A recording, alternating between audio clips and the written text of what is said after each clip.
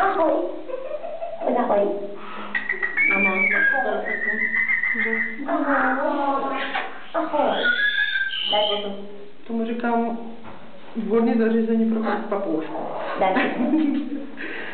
Daj mi potom. Dá ti peněz. No tak jistě, no. Všechno chce svoje, to se vám povídat, že? A potom sa nečuduj, keď vyletím na niekoho, keď sa niekto naspať stáka do malej klietky, rozumieš, na 30 na 40 a bude tvrdiť, že tam skrotne a že on väčšiu nepotrebuje.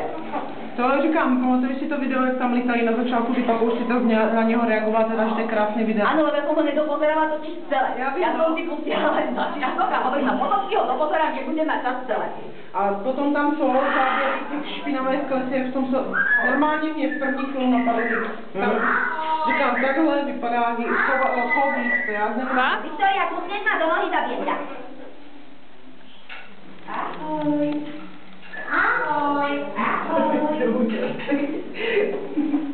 Většina.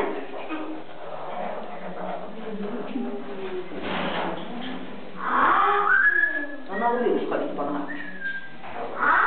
To je otázka času, tedy spatne. No, tak si to vybudila dost... Ne, oni totiž takhle, chtěla, že když noho neuhneš, tak oni jenom vyzkouší, zařechtají se, utečou. Jo, pro ně je to ohromná prdel, protože oni ani nechcou poučnout. Oni mě to forma hry.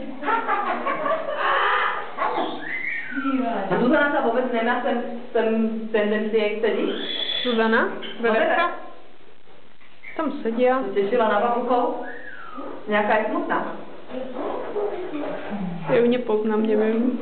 Však ale hovorievame s ňou často na čete, vieš, tak už človek nejaký taký obraz o nej má.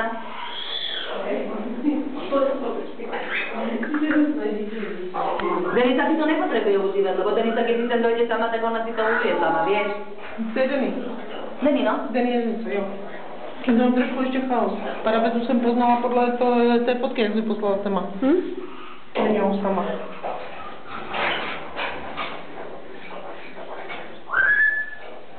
Ale jinak to mám dost skvělý makiáž.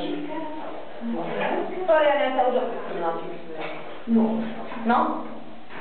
Už pôjdete hajať.